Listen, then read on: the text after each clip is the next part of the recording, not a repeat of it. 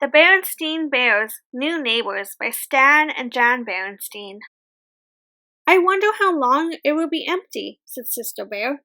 She was talking about the house across the road. The family that had lived there had moved to Big Bear City.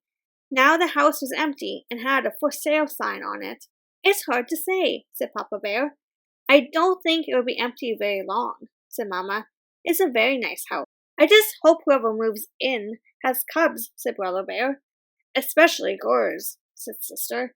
Just then, Miss McBear, the real estate person, drove up and stopped in front of the empty house. She got out of her car and hammered a sold sign over the for sale sign. How about that? Said Papa. Somebody bought it already. He called across the road. Say, Miss McBear, who'll be moving in? Hi, Bear family, she said. Can't talk right now. Too busy. Then she got into a car, waved, and drove away. Said Papa Bear. That's not like Mrs. McBear. She usually has plenty to say. Maybe she doesn't know who'll be moving in, suggested Mama. Of course she knows, said Papa. Whoever it is, she sold them the house, didn't she?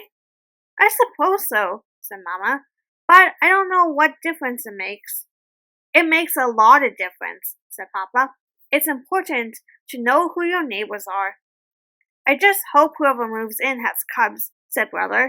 Especially girls, said Sister. Over the next few days, the Bears went on with their business.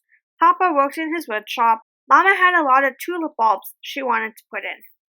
Brother and Sister went to school in the morning and came home in the afternoon. Once in a while, they wondered what their new neighbors would be like.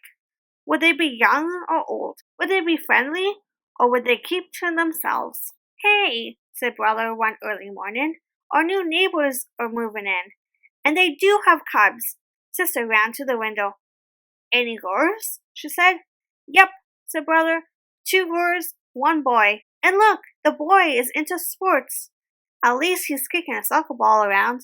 Come on, sis, let's go over and play. Now hold on, please, said Mama, who joined the cubs at the window.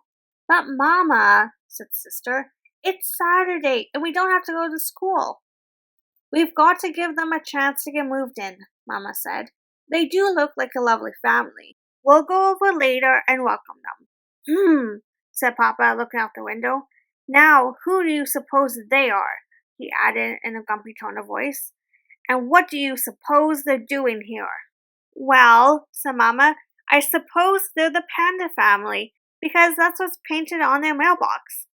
As for what they're doing, I suppose they're doing the same thing we are, living here.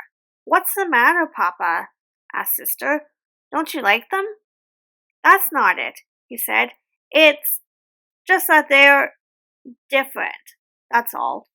Well, different or not, said Mama as they sat down for breakfast. They're our new neighbors, and later today we're going to welcome them with a jar of our special honey. Besides, she continued, I thought you liked things to be different. When we were at the bulb farm, you complained that I wanted to buy all yellow tulips. Get different colors, you said. The cubs agreed with you. So I got yellow, red, and blue. Papa didn't say anything. He just kept eating and looking grumpy. And you always use different kinds of woods in your furniture work, she went on. And if we have the same thing for dinner 3 nights in a row, you say, not the same thing again. Why can't we have something different? That's different, grumbled Papa as he left the breakfast table. Just look at that, would you? He said, looking out the window. Before you start giving away all our special honey, I think you should have a look at what our new neighbors are doing. They've hardly moved in, and they're building a fence. A spite fence. What's a spite fence, Papa? Asked Sister. Mama looked out the window and saw that the pandas did seem to be putting up some sort of fence, though it didn't look like any fence she'd ever seen. It looked more like a row of sticks. A spite fence, said Papa, is a fence that bad neighbors put up, just for spite. They do it just to be mean, and keep decent folks from seeing what they're up to. I'm sure there's an explanation, Mama said. She was back in the kitchen, putting a big red bow on a jar of special honey. Said Papa. I was saving that honey for a special occasion. New neighbors are a special occasion, she said. Hi, neighbors, said Brother. We're Brother and Sister Bear. He and Sister had decided not to wait for the family welcome visit. We live in that big tree house across the road. I'm Peter Panda, said the new cub. These are my sisters, Pam and Patty. The new cubs were very friendly, and pretty soon one and all were busy talking about the things that cubs talk about. It turned out that Peter Panda not only had a soccer ball, he also was a soccer whiz. But he didn't know much about baseball or football. He agreed to show Brother some soccer moves if Brother would teach him about baseball and football. Sister Pam and Patty were already working on a sweat jumping rope. As it turned out, the spike fence wasn't even a fence. It was a row of bamboo. It's our favorite food, exclaimed Peter. Mom is a great bamboo cook.